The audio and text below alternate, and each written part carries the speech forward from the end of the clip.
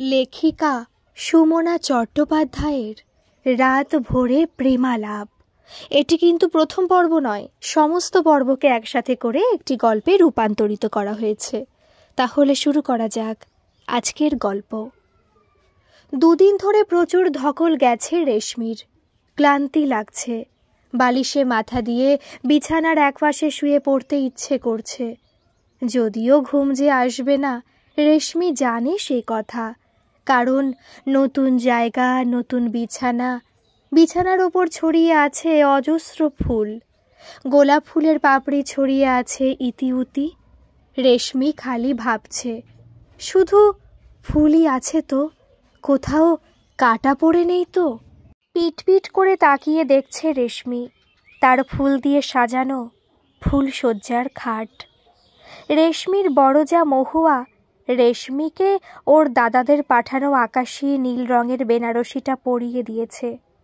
আকাশি নীল রঙের কাপড় পরলে নাকি কালোদের দেখতে ভালো লাগে। রেশমির মা বলতো, কে জানে, হবে হয়তো। রেশমির পিসি বলেছিল গোধূলি বেলায় সূর্যের অন্যরকম আলোতে হলুদ রঙের কাপড় পরলে নাকি কালো রঙে চিকনা লাগে। তাই পাত্রপক্ষ তাকে দেখতে এলে রেশমি হলুদ রঙের শাড়ি পরেই পাত্রপক্ষের সামনে বসত। রেশমির অবশ্য মোটেই মনে হতো না যে তার কালো রঙে জোয়ার এসেছে। তবু ইচ্ছে না থাকলেও সেজেগুজে বসতেই হতো তাকে। যেমন এখন সে সাজগোজ করে ফুলের বিছানায় বসে আছে। রেশমির 2 মাসতুতো ননদ আর আরও কয়েকজন তুতো ননদ আর বৌদির সাথে কলরব করতে করতে ঘরে ঢুকলো পলাশ। রাঙা টুকটুকে বর হয়েছে রেশমির। রেশমির কাকা যখন বিয়ে করেছিল তখন রেশমির বয়স মোটে 5 বছর। কিন্তু রেশমির সব কিছুই স্পষ্ট মনে আছে। আসলে রেশমির স্মৃতিশক্তি অত্যন্ত প্রখর। লেখাপড়াতেও ভালো। ভগবান একদিক মেরে দিলে অন্য দিক দিয়ে ভরিয়ে দেন, এ কথা রেশমি অনেকের কাছেই শুনেছে। তাই দেখতে সে যেমনই হোক, রেশমির গুণ আছে অনেক। বিয়ের পর যখন কাকিমাকে নিয়ে দোরগোড়ায় পা রেখেছিল কাকা, তখন পাড়া প্রতিবেশীরা রেশমির কাকিমার রূপের প্রশংসায় একেবারে পঞ্চমুখ হয়ে উঠেছিল। মা তখন একটা ছড়া বলেছিল, বর দেখে যা, বর দেখে যা রান্নাঘরের ঝুল, কোণে দেখে যা, কোণে দেখে যা কনক চাপা ফুল। কিন্তু রেশমির জীবনে উল্টোটাই হয়েছে। পাড়া প্রতিবেশী, আত্মীয় পরিজন অনেকেই তাকে দেখে মুখ বেঁকিয়েছে। রেশমির বড় যা মহুয়া হাজার কাজের ফাঁকে রেশমির গা ঘেঁষে বসে বলেছে, রূপ যে মানুষের নিজের হাতে নেই সে কথা সকলেই জানে। রূপ যে ক্ষণস্থায়ী সে কথাও কারো অজানা নয়। তবু নতুন বউ দেখলে কিছু কিছু অনামুখ হয়ে এমন করেই খোঁটা দেয়। আমাকে কি এরা ছেড়েছিল? ছাড়েনি তো। কথাগুলো শুনে অবাক হয়ে তাকিয়েছে রেশমি। যার গায়ের রং কিনা টকটকে ফর্সা, মরণ দশা, তাকে দেখে আবার কি বলবে শ্বশুরবাড়ির লোক। আসলে সুযোগ বুঝে মহিলা রেশমির কাটা ঘায়ে মলম লাগাতে এসেছে। রেশমি মনে মনে বলল, বলে যাও, বলে যাও, এখনো তোমার আরও কত নাটক দেখা বাকি আছে আমার। হাতের 2 আঙুল দিয়ে রেশমির কনুইয়ের কাছে ঈষৎ ঠেলা দিয়ে মহুয়া বলেছিল, হাঁ করে তাকিয়ে দেখছিস কিলো? সত্যি বলছি আমি। আমাকে বলেছিল উচ কপালি, চোখ ছোট। কি জানিস তো, নতুন বউ দেখলে তার একটু পেছনে লাগা, এইটাই এদের প্রধান উদ্দেশ্য। তাই বলছি, যা শুনবি এক কান দিয়ে ঢোকাবি আর একটা কান দিয়ে বের করে দিবি। রেশমি একপাশে ঘাড় কাত করেছিল। মনে মনে বলেছিল, তুমি কিছু ভেবো না দিদি, শোনা তো দূরের কথা, আমি একেবারে চোখ বন্ধ করে থাকব। মুখে কিছু বলেনি। পই পই করে পিসি তাকে বারণ করে দিয়েছে, দয়া করে শ্বশুরবাড়ি গিয়ে মুখটা বন্ধ রেখো। লোকে তোমাকে বেহায়া বলে, এমন কোনো কাজ যেন করো না। এই নাও বৌদি, দাদাকে দিয়ে গেলাম। আমাদের দাদা আবার বড্ড সহজ সরল, ভীষণ লাজুক। বিশেষ করে মেয়েদের সাথে বন্ধুত্ব করার ব্যাপারে ভীষণ কাঁচা। তুমিও আবার যেন লজ্জাবতী লতাটি হয়ে দূরে বসে থেকো না। আদর সোহাগ করে কাছে টেনে নিও, কেমন? বলেই রেশমির পিস্তুত ননদ প্রিয়া খিলখিল করে হেসে উঠল। রেশমি কোনো উত্তর দিল না। মাথা নিচু করে সে বসেছিল বটে, তবে সেটা লজ্জায় নয়। আসলে খুবই অসহ্য লাগছে রেশমির। বলতে গেলে এই বিয়ে হওয়াটাই তার সমস্ত বিরক্তির কারণ। পলাশ তার ভাই বোনেদের তাড়া দিল। এই তোরা এখন যা তো, তোদের কি ঘুমটুম কিছু পায় না নাকি রে? সেই 3 দিন ধরে হুড়ো যুদ্ধই লাগিয়েছিস, এবার যা দেখি এখান থেকে। মহুয়া এতক্ষণে ফিল্ডে নামলো, বলল, এই তোরা এবার বেরিয়ে আয়, ওদের একটু বিশ্রাম নিতে দে। বলেই রেশমিকে উদ্দেশ্য করে মহুয়া বলল, এই যে ভাই, তোমার ফুলশয্যার গল্প এদের করো তো, কমা দাড়ি ফুলস্টপ সহ সব বলো। বলেই প্রিয়ার মাথায় ঠোনা দিয়ে মহুয়া বলল, কি এবার শান্তি হয়েছে তো? নে এবার সব ঝটপট বেরিয়ে আয় দেখি। রেশমি মনে মনে বলল, কত ঢংই জানেন ভদ্রমহিলা, আসল খেলা তো একটু পরেই শুরু হবে। সবাই বেরিয়ে যাবার পর পলাশ দরজা বন্ধ করল। তারপর গায়ের পাঞ্জাবিটা খুলে আলনায় ঝুলিয়ে দিল। রেশমি চোখের কোণ দিয়ে দেখছিল আর ভাবছিল, লোকটা আসল কথাটা বলবে কখন। পলাশের একটু ভয় ভয় করছিল। মেয়েদের ব্যাপার স্যাপার সত্যিই সে বোঝে না।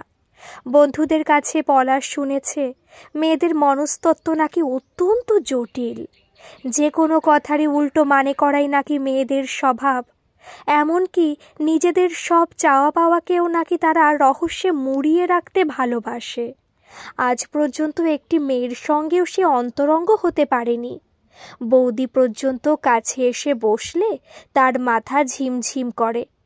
খুব ছোটবেলায় একবার একটা ক্রিকেট খেলার ডিউস বল হারিয়ে ফেলেছিল পলাশ। মেয়েদের দেখলেই পলাশের মনে হয় সেই হারিয়ে যাওয়া শক্ত বলটা যেন তার কপালের উপর উঠে দাপাদাপি করছে। পলাশ একবার ভাবল, হুট করে পাঞ্জাবিটা খোলা তার বোধহয় উচিত হয়নি। যদিও এখন তার গায়ে একটা স্যান্ডো গেঞ্জি আছে, তবুও মেয়েটা নিশ্চয়ই তাকে খুব অসভ্য ভাবছে। আসলে পলাশের ভীষণ গরম লাগছিল। বৈশাখ মাসে বিয়ে করার এই হলো অসুবিধে। শীতকালে বিয়ে হলে শ্বশুরের দেওয়া কম্বলের তলায় শুয়ে পড়া যায়, কিন্তু বৈশাখ মাসে গরমের অজুহাত দেখিয়ে তো আর 40,000 টাকার এসি যাওয়া যায় না। তার ওপর ইলেকট্রিকের বিলের পয়সাটা তো পলাশকেই দিতে হবে। পলাশের বন্ধু সুনীল অবশ্য বলছিল, বউয়ের বাবার দেওয়া কম্বলের তলায় সারা রাত শোয়ার স্বপ্ন দেখাটাই বিলাসিতা। হয়তো মাঝরাতে শীতে কাঁপতে কাঁপতে উঠে দেখলি পুরো কম্বলটাই বউয়ের দখলে, আর তুই রাস্তার ভিখারির মতো কুঁকড়ে শুয়ে আছিস। সুনীল পলাশকে অনেক কথাই বলেছে। বউকে একবার শুধু ঘরে আসতে দে, পাগল করে দেবে তোকে। কাজল, লিপস্টিক, নেল পলিশ, শাড়ি, গয়না, চাহিদার কি শেষ আছে ওদের? সুনীলের বউ নাকি 3 বেলা সাবান মেখে স্নান করে, তার মানে 3 বেলা সাবান মাখার পর ওইসব ক্রিম পাউডারও তাকে মুখে ঘষতে হয়। এরপর আছে বিউটি পার্লার, যাকে বলে ইলাহি খরচ। পলাশের ঘরে এসি না থাকলেও পলাশের দাদা বৌদির ঘরে এসি আছে।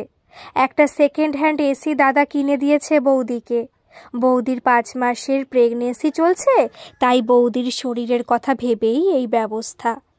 বৌদি মাকে বলেছিল তার ঘরে শুতে, কিন্তু বাবার শরীরের কথা ভেবে মা রাজি হয়নি। বলেছিল বাবার বয়স হয়েছে, রাত বিরেতে কখন কি দরকার হয়। পলাশের দাদা এই ব্যারাকপুরের বাড়িতে থাকে না, সে কর্মসূত্রে দিল্লিতে থাকে, আর 5 জনের সঙ্গে মেস ভাড়া করে থাকে। বিয়ে উপলক্ষে পলাশের দাদা প্রভাস বাড়িতে এসেছিল বটে, কিন্তু আজ বিকেলে ট্রেনেই দাদা দিল্লি রওনা দিয়েছে। দাদা থাকে না বলে বৌদির খুব মন খারাপ হয়। পলাশ বুঝতে পারে, কিন্তু দাদা বলে বৌদিকে সেখানে নিয়ে যেতে গেলে খরচ অনেক বেশি পড়বে। দাদা অত্যন্ত মিতব্যয়ী। বৌদি সুন্দরী হলেও গরিবের মেয়ে বলেই হয়তো মনে দুঃখ চেপে রেখে সব কিছুই মেনে নিচ্ছে। কিন্তু বৌদি বলছিল, রেশমির পিসি নাকি বলেছে রেশমি তার বাপের রাজকন্যা ছিল।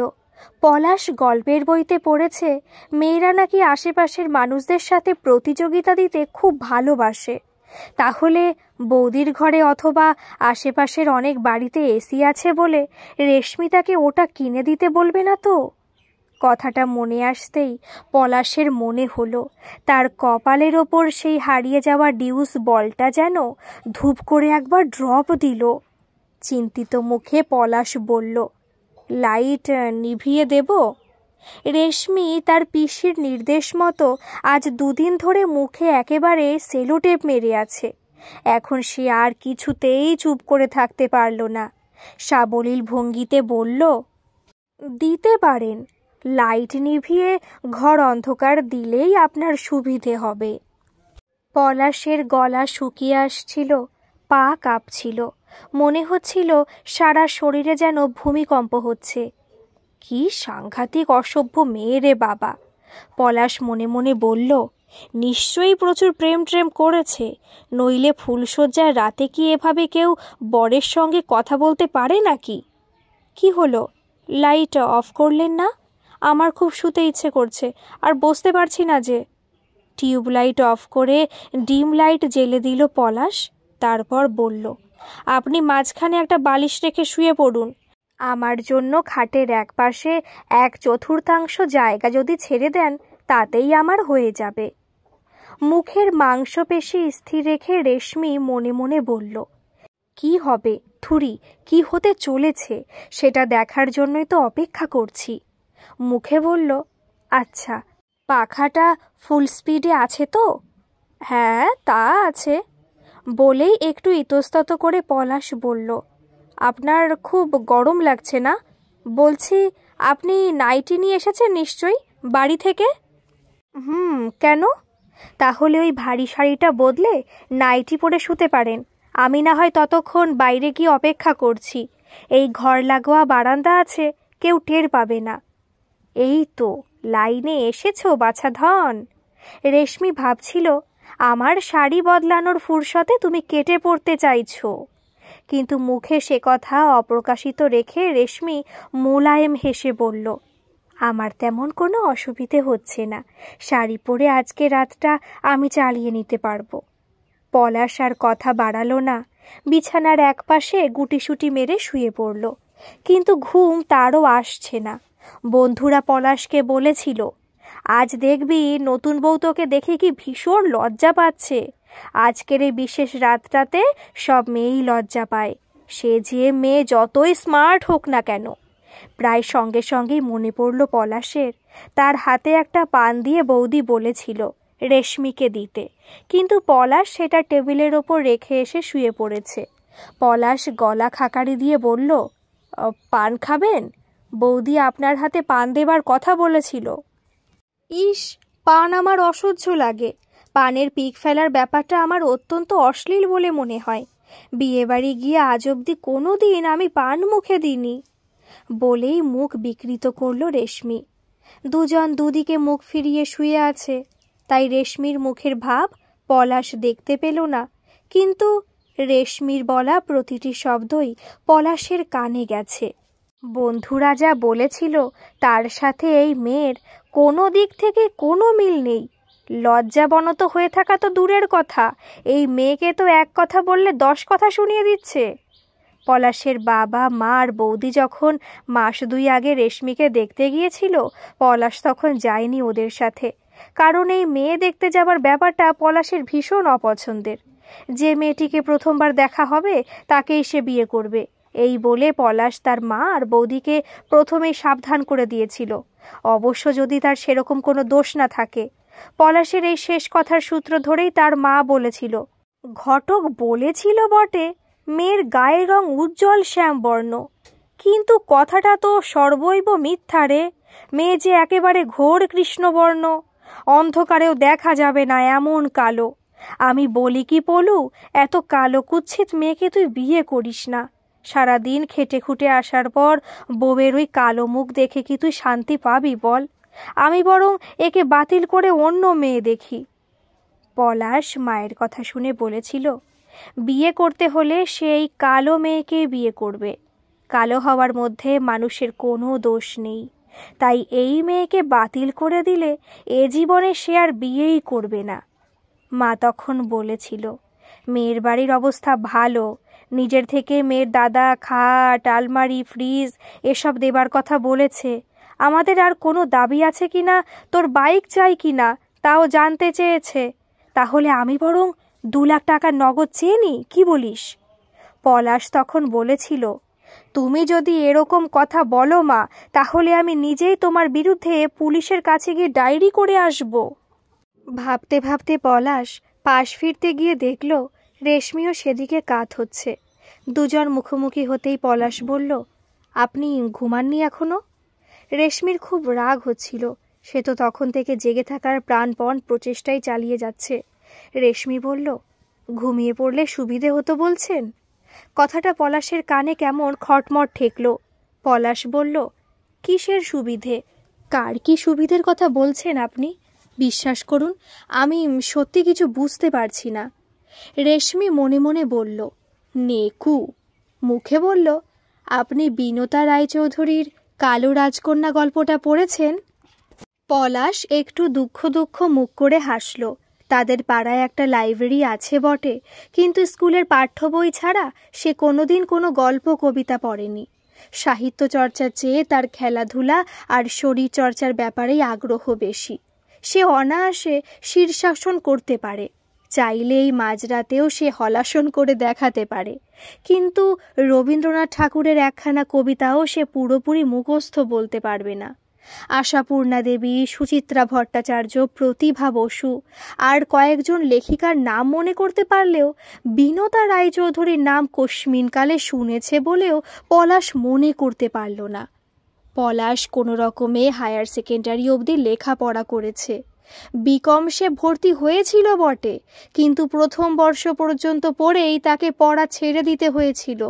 তার বাবার শরীরে 1000 রকম জটিলতা, তার জন্য মাসে অন্তত 5000 টাকার ওষুধ লাগে। মায়ের জন্য খুচখাচ খরচ আছে, জিনিসপত্র সবই অগ্নিমূল্য। সেই পরিস্থিতিতে সব কিছুর দায়ভার সে দাদার ঘাড়ে চাপিয়ে দিয়ে স্বার্থপরের মতো নিজের পড়াশোনা চালিয়ে যেতে পারেনি। একটা কারখানায় সিকিউরিটি গার্ডের চাকরি নিয়ে পলাশ ঢুকে পড়েছিল। বৌদির কাছে পলাশ শুনেছে রেশমি লেখাপড়ায় ভালো, তার ঘরে বিশাল বইয়ের শোকেসে অজস্র বই আছে। বৌদি বলেছিল, নতুন বউ কালো হলেও সে বিদুষী। মা শুনে মুখ বেঁকিয়েছিল। বড় বৌমা, মেয়েদের রূপটাই হলো আসল যোগ্যতা, তাছাড়া মেয়েদের রূপের দেমাক তবু সহ্য হয়, কিন্তু ওই লেখাপড়ার গুমোর বাপু সহ্য হয় না। বলেই পলাশকে উদ্দেশ্য করে বলেছিল, কথায় কথায় দেখবি তোকে লেখাপড়া নিয়ে নানা প্রশ্ন নিয়ে হেনস্থা করবে, নিচু করবে। আবছা আলোয় পলাশ বউয়ের মুখ দেখে তার মনের কথা বোঝার চেষ্টা করল, পারল না। বলল, আপনি বুঝি অনেক বই টই পড়েছেন? খোলা জানলা দিয়ে হঠাৎই এক ঝলক ঠান্ডা বাতাস উড়ে এলো, সঙ্গে মেঘের গুম গুম শব্দ। পলাশের প্রশ্নের উত্তর না দিয়ে রেশমি বিছানা থেকে নেমে ছুটতে গিয়ে দাঁড়ালো খোলা জানলার কাছে। খোলা হাওয়ায় রেশমির কপালের সামনে রেশম কোমল কুচো চুলগুলো বাতাসের উচ্ছ্বাসের সাথে তাল মিলিয়ে উচ্ছ্বসিত হয়ে উঠেছিল। আকাশ এখন কালো মেঘে ঢেকে আছে, খানিক পরেই হয়তো বৃষ্টি নামবে। পলাশ সিনেমায় দেখেছে, মেঘের গর্জন শুনলেই নায়িকারা বিহ্বল হয়ে পড়ে, নায়ককে জড়িয়ে ধরে তার বুকে মাথা রাখে। একটা মেঘের গর্জন কিভাবে যেন মুহূর্তের মধ্যে সব কিছু ওলট পালট করে দিতে পারে। সমস্ত মনোমালিন্য, ভুল বোঝাবুঝি আর দূরত্ব সরিয়ে একাত্ম হয় নায়ক নায়িকা। কিন্তু তার ক্ষেত্রে সেরকম কোনো কিছুই তো হলো না। ধুত্তুরি, সাধে কি বলে গল্পের গরু গাছে ওঠে? আর সিনেমা সিরিয়ালের নায়ক নায়িকারা, তারা তো LLB পাশ করার পরেও শয়ের দোষটাও কাটিয়ে উঠতে পারে না। পলাশের মনে হয় সবার অলক্ষ্যে স্ত্রীকে ডাকার জন্য প্রত্যেক স্বামীর উচিত তার একটি নাম দেওয়া। এই যেমন রেশমি নামটা থাকবে সকলের জন্য, আর সে ডাকবে কাজল লতা বলে। আবার বউ ডাকবে সেকেলে হলেও বেশ মিষ্টি। এটা মনে হতেই পলাশ কনফিউজড হয়ে গিয়েছিল। অপশান আসলেই কনফিউশন হয়, এজন্যই পলাশ ওর মাকে তার জন্য একটি মেয়ে দেখে বিয়ে ঠিক করে ফেলতে বলেছিল। নাম নিয়ে কনফিউশনে পড়ে যেতেই সুনীলকে পলাশ বলেছিল, যদি কথাটা গোপন রাখতে পারিস তাহলে বলি। সুনীল বলেছিল, 100% গোপন রাখবো, তুই বল না। লাজুক হেসে পলাশ বলেছিল, আমি রেশমির একটা নতুন নাম দেব, কিন্তু কাজললতা না বউ কি বলে যে ডাকলে তার বেশি সুন্দর লাগবে সেইটাই মনস্থির করতে পারছি না। কাজললতা নামটাই পারফেক্ট লাগছে। রবি ঠাকুর কৃষ্ণকলি আমি তারেই বলি লিখেছেন, আর তুই তোর বউয়ের নাম রাখবি কাজললতা। বলেই সুনীল বলেছিল, তোর কাজললতার বয়স তো এখন সবে 20, দেখিস বেশি বাড়াবাড়ি করিস না যেন। তবে আজ তোদের দাম্পত্য জীবনের প্রথম রাত, সোহাগ রাত যখন, তখন তো বউকে একটু আদর সোহাগ করতেই হবে। জড়িয়ে ধরে শুধু একবার চুমু খেতে পারিস, কবির ভাষায় অধর সুধা পান করবি। ধুর ধুর, নিরুচ্চারে বলল পলাশ। এখনো ভাব করাই হলো না, তার আবার জড়িয়ে ধরা, চুমু খাওয়া। পলাশের মনে হলো তার কাজললতার পাশে গিয়ে তার এক হাত ধরে মাথার ওপর নিজের চিবুক রেখে দাঁড়ায়, আর একটা হাত দিয়ে তার ঘাড় বেষ্টন করে বলে, আমার সাথে এতটা সময় নিরিবিলিতে কাটানোর পরেও তোমার কি আমাকে একটুও ভালো লাগেনি কাজললতা? পলাশ আনমনা হয়ে ভাবছিল, হয়তো বা লেগেছে, হয়তো কথাটা স্বামীকে বলতে পারছে না কাজললতা। সংযম, শালীনতা, ভদ্রতা আর ধৈর্য ছেলেদের তুলনায় মেয়েদের অনেক বেশি থাকে। এসব শিক্ষায় মেয়েরা অনেক বেশি শিক্ষিত। পুরুষদের প্রেম বন্য, অবুঝ আর ধৈর্যহীন। চোখ বন্ধ করে খোলা হাওয়ায় নিঃশ্বাস নিতে নিতে রেশমি বলল, আমি বই পেলেই পড়ি, হাতের কাছে যা পাই তাই নিয়েই পড়ি, এমনকি পঞ্জিকা পড়তেও আমার বেশ লাগে। পলাশের কাব্য করতে ইচ্ছে হলো। একটু আগে রেশমির মুখ থেকে যে বইটার নাম শুনেছে পলাশ, তার রেশ টেনে বলল, তোমার আর কি কি ভালো লাগে? কালো রাজকন্যা? আপনি আমাকে কালো রাজকন্যা বলবেন না। বেশ, বলবো না, কিন্তু আমি যে তোমাকে তুমি বলে ফেললাম, তুমিও আর আমাকে আপনি বলো না।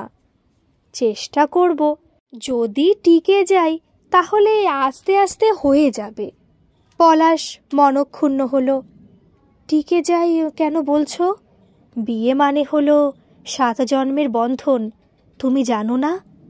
জানি তো, কিন্তু আমি কিছুতেই বিনোদা রায়চৌধুরীর কালো রাজকন্যা হতে পারবো না। বিয়ে হয়ে গেছে বলে সব অন্যায় মেনে নিয়ে, শত দুঃখ কষ্ট লাঞ্ছনা আর অবহেলা সহ্য করে শ্বশুর বাড়িতে আমি কিছুতেই থাকবো না। আমি খুব আধুনিকা। আমি বিশ্বাস করি না যে কুমারিত্ব অথবা মেয়েদের পবিত্রতা সেই সাবানটার মতো কখনোই হতে পারে না, যে সাবানটা হাত ফসকে কোমরের ভেতর পড়ে গেছে আর কিছুতেই সেটা তুলে আনা যাবে না। পলাশের হৃদয় জানলার পর্দার মতোই আন্দোলিত হলো। শব্দহীন ভাষায় পলাশ বলল, তোমার কথাই যেন সত্যি হয় কাজললতা। মেয়েদের কুমারিত্ব নিয়ে সমাজের বুকে জমাট বেঁধে থাকা সমস্ত অন্ধকার যেন বৃষ্টি স্নাত হয়। একটা মেয়েকেও যেন লাঞ্ছনা করে তার শ্বশুর বাড়িতে পড়ে থেকে মার খেতে না হয়। মেয়েরাও যেন নির্দ্বিধায় আত্মসম্মানের সঙ্গে লম্পট স্বামীর কুসঙ্গ থেকে বেরিয়ে আসার সাহস দেখাতে পারে। তার বাড়ির গুরুজনেরা যেন তার পাশে দাঁড়ায়। অকালে একটি মেয়েকেও যেন ঝরে পড়তে না হয়। কদিন আগে একটি ভয়ঙ্কর দৃশ্য দেখেছে পলাশ। চৌধুরী বাড়ির বউটির গায়ে তার স্বামী আর শাশুড়ি কেরোসিন তেল ঢেলে দিয়েছে। একটাই রক্ষে, গায়ে আগুন ধরিয়ে দেবার আগেই মেয়েটি কোনো রকমে তার শ্বশুর বাড়ি থেকে বেরিয়ে আসতে পেরেছে। সেই ভিজে সপসপে শাড়ি পরে রাস্তা দিয়ে ছুটছিল মেয়েটা। তখনও রাস্তার অনেক পুরুষ মানুষের চোখে পলাশ একটা বিশ্রী লোভ দেখেছিল। মেয়েটির ভিজে শাড়ির সঙ্গে লেপ্টে থাকা যৌবনের দিকে কিছু লোকের কামুক দৃষ্টি পলাশের হৃদয়কে রক্তাক্ত করেছিল। মেয়েদের শরীরের চেয়ে তাদের মনকে কবে গুরুত্ব দিতে শিখবে পুরুষ? রেশমি ধীর পায়ে এগিয়ে এসে পলাশের সামনে বসল। বাইরে ঝুপঝুপ করে বৃষ্টি পতনের শব্দ শোনা যাচ্ছিল। আধো অন্ধকারে পলাশ দেখল রেশমির চোখের জল আর কাজল মাখামাখি হয়ে গেছে। পলাশ অনুভবে বুঝতে পারল তার চোখও ভিজে। পলাশের মনে হলো কখন আর কতক্ষণ পর রেশমি তাদের সম্পর্কটাকে বন্ধুত্বের মর্যাদা দেবে। ঠিক তখনই তো পলাশ রেশমির চোখে ঠোঁট ছুঁয়ে তার চোখের আর মনের সমস্ত বেদনা আর সংশয় মুছে দিতে পারবে। পলাশের খুব ইচ্ছে করছিল রেশমিকে নিজের বুকের কাছে টেনে নিয়ে বলে, কেন এত কষ্ট পাচ্ছ তুমি? এখানে আমরা সবাই তোমাকে ভালোবাসায় বেঁধে রাখব। একটাই তো জীবন, সেটাকে উপভোগ করো। চোখের জলে অথবা অকারণ গম্ভীর মুখে থেকে সময় নষ্ট করার কোনো মানে হয় না। কিন্তু পলাশের হাতটা কিছুতেই রেশমির দিকে 1 ইঞ্চিও এগোতে পারল না। মুখ দিয়ে একটা শব্দ তার বেরোলো না। রেশমি নিজেই তার হাত দিয়ে চোখের জল মুছল। পলাশ সেটা দেখতে দেখতে বলল, বিয়েতে যে তোমার মত ছিল না সেটা কিন্তু আমি বেশ বুঝতে পারছি। কি করে বুঝলেন? এটা বোঝা তো খুব সহজ, কারণ তুমি পড়াশোনা করতে ভালোবাসো। নিশ্চয়ই বিয়ে পাশ করার পর তোমার আরও পড়ার ইচ্ছে ছিল। হ্যাঁ, কিন্তু এমএ পাশ করার পর চাকরি করে নিজের পায়ে দাঁড়ানোর পরেও আমার বিয়ে করার কোনো ইচ্ছে ছিল না। একা থাকতে চেয়েছিলে তুমি? বন্ধুহীন পৃথিবীতে একা বেঁচে থাকতে ভালো লাগতো তোমার? একা থাকতে যাব কেন? দাদা, বৌদি, ভাইপো, ভাইজি তারা তো আছেই, কিন্তু স্বামীর মতো বন্ধু কেউ হতে পারে কি? মা, বাবা, পরিবার মানুষ জন্মসূত্রে পায়। বন্ধু করতে গেলে যোগ্যতা লাগে। আমার সেটা আছে কি না তাই তো জানি না। বন্ধুত্ব হতে সময় লাগে। স্বামী কখনো বন্ধু হতে পারে বলে আপনার মনে হয়? আর বিয়েটা হলো মেয়েদের জীবনে একটা খাঁচার মতো, কিছুতেই ডানা মেলে ওড়া যায় না, নিজের মতো করে বাঁচা যায় না। আপনি বুঝবেন না, কারণ আপনি পুরুষ মানুষ। ছেলেদের এসব সমস্যা নেই। বেশ বুঝেছ তুমি। ছেলেদের বুঝি পরিবারের ম্যাও সামলাতে হয় না? সব ঝক্কি বুঝি মেয়েদেরকেই পোহাতে হয়? হয়তো মেয়েদের শরীর খারাপের কথা কে ভাবে? তাদের তো সংসারের কাজ থেকে একটি দিনের তরেও ছুটি নেই। জ্বর হলেও সে কথা চেপে রেখে সকলের মুখের কাছে খাবার ঠিকই ধরতে হয়। তারপরও কতটুকু সম্মান পায় মেয়েরা? মেয়েদের আজও কোনো সম্মান নেই? কি বলছো? মেয়েরা এখন চাকরি করছে। বেশিরভাগ মেয়েই তো নিজের উপার্জনে খায়। শুধু কি তাই, স্বামী রোজগারে অক্ষম হলে সংসারের হাল পর্যন্ত ধরে। কিন্তু তাতেও তো পুরুষের আত্মমর্যাদায় আঘাত লাগে। আমার মাসতুতো দিদি কেয়া স্কুলে চাকরি করে। গত বছর পুজোর ছুটিতে আমি তার বাড়িতে গিয়ে 2 দিন ছিলাম। দুপুরে আমার পাশে শুয়ে কেয়া দিদি যখন ঘুমিয়ে পড়েছিল, তখন আমি নিজের চোখে দেখেছি। কি দেখেছ? ঘুমিয়ে থাকার সময় কেয়া দিদি নাইটি বেশ উপরে উঠে গিয়েছিল। তখন কেয়া দিদির উরুতে আমি একটা পোড়া দাগ দেখেছি। আমি জানি ওটা সিগারেটের ছ্যাঁকার দাগ। হঠাৎ খুব জোরে একটা দমকা হাওয়া দিতেই বেশ খানিকটা বৃষ্টির জল উড়ে এলো ঘরের ভেতর। রেশমির বড় যা মহুয়া দরজায় ধাক্কা দিল ঠিক তখনই। কিরে, ঘুমোলি নাকি? দক্ষিণের জানলাটা বন্ধ করিস রেশমি, নইলে জলের ছাট এসে খাট আলমারি সব ভিজে যাবে। মহুয়া আবার দরজায় ধাক্কা দিল। চিৎকার করে এবার দেওরের নাম ধরে ডাকলো মহুয়া। পলাশ, এই পলাশ, শুনতে পাচ্ছ? রেশমি কাঠ হয়ে বসে রইল। পলাশ উঠে গিয়ে দরজা খুলল। হ্যাঁ বৌদি, তেমন জল এলে নিশ্চয়ই জানলা বন্ধ করব। আসলে ঠান্ডা হাওয়াটা বেশ লাগছে তো তাই। বিদ্যুৎ চমকাচ্ছে খুব, তুমি বরং টিভির প্লাগটা খুলে দিও। পলাশ দরজা বন্ধ করে মোবাইলে টাইম দেখল। রাত প্রায় 2টো। তারপর রেশমিকে বলল, অনেক রাত হয়ে গেছে, তুমি এবার ঘুমিয়ে পড়ো। হ্যাঁ, আমি ঘুমিয়ে পড়ব, কিন্তু আপনি এবার যান, নইলে উনি হয়তো আবার আপনাকে ডাকতে আসবেন। কে, বৌদি? হ্যাঁ, উনিও তো আপনার বন্ধু। কত সুন্দরী আপনার বৌদি, ফর্সা, কি মিষ্টি দেখতে, আর তেমনই বুদ্ধিমতী। পলাশের কেমন যেন সব গুলিয়ে যাচ্ছিল। বলল, কি করে বুঝলে? বাহ, বুঝবো না? সবাই যখন আমার রূপ নিয়ে খোঁটা দিচ্ছিল, তখন দিদি কি সুন্দর করে আমাকে স্তোকবাক্যে ভোলানোর চেষ্টা করলো। বলল, দিদিকেও শ্বশুরবাড়ির লোকেরা রূপের দোহাই দিয়ে কত অপমান করেছে। কাউকে সান্ত্বনা দেওয়াটা কি অন্যায় বলে তোমার মনে হয়? আমার মনে হওয়াতে কি যায় আসে বলুন?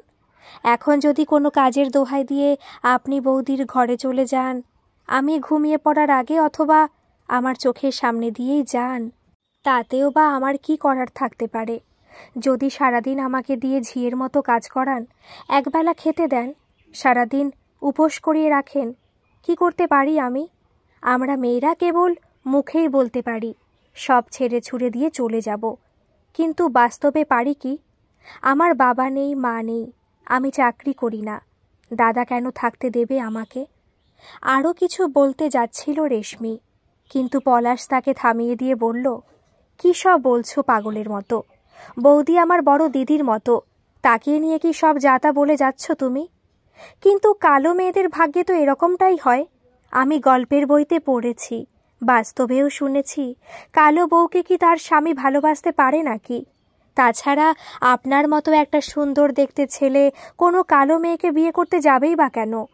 আমার বন্ধু সীমাও শুভদৃষ্টি হয়ে যাবার পর আমার কানে কানে বলেছিল, তোর বরের নিশ্চয়ই ওই সুন্দরী বৌদির সাথে কিছু একটা চক্কর আছে। আছেই, নইলে হঠাৎ তোর মতো একটা কালো মেয়েকে। তোর ভাসুর তো চাকরি সূত্রে বাইরে থাকে, সবই তো প্রায় মিলে যাচ্ছে, তাই না? পলাশের মনে হচ্ছিল এখনই রেশমির গালে ঠাস করে একটা চড় কষিয়ে দেয়। অপমানে তার কান মাথা গরম হয়ে উঠেছে। আদর সোহাগ করার ভাবনা তার তখন মাথায় উঠেছে। রাত ফুরিয়ে আসছিল। দরজা খুলে বাইরে এসে পলাশ দেখল ডাইনিং টেবিলের চেয়ারে বৌদি বসে আছে। পলাশ বলল, কি ব্যাপার বৌদি, তুমি এখানে? পেট ব্যথা করছিল। আসলে একদিন খুব পরিশ্রম গেছে তো। আমাকে ডাকলে না কেন? আজ তোমাদের একটা বিশেষ রাত, রেশমি যদি অন্যরকম ভেবে বসে। ওর কথা ছাড়ো তো। ছি, ও কি কথা বলু, ওই তো এখন তোমার সব। বলেই কি মনে হতে মহুয়া বলল, আংটিটা পরিয়ে দিয়েছিলে? যা ভুলো মন তোমার। না মানে, সে পরে হবে খন। পরে মানে? এতক্ষণ তাহলে করছিলে কি? যাও, এখনই যাও বলছি। আমারও এখন বেশ একটু ভালো বোধ হচ্ছে, আমি ঘরে যাচ্ছি, তুমি যাও। শিগগির এখনই আংটিটা পরিয়ে দাও। আর তোমার দাদা যেটা বলতে বলেছিল সেটা বলেছ তো? ইচ্ছে করলে সে তার পড়াটা চালিয়ে যেতে পারে। আর সংসারের কাজগুলো কে করবে? আমি আছি তো, তাছাড়া ঝনার মাও তো আছে। পলাশের মনে হলো রেশমি কাছাকাছি দাঁড়িয়ে তাদের সব কথাই শুনছে।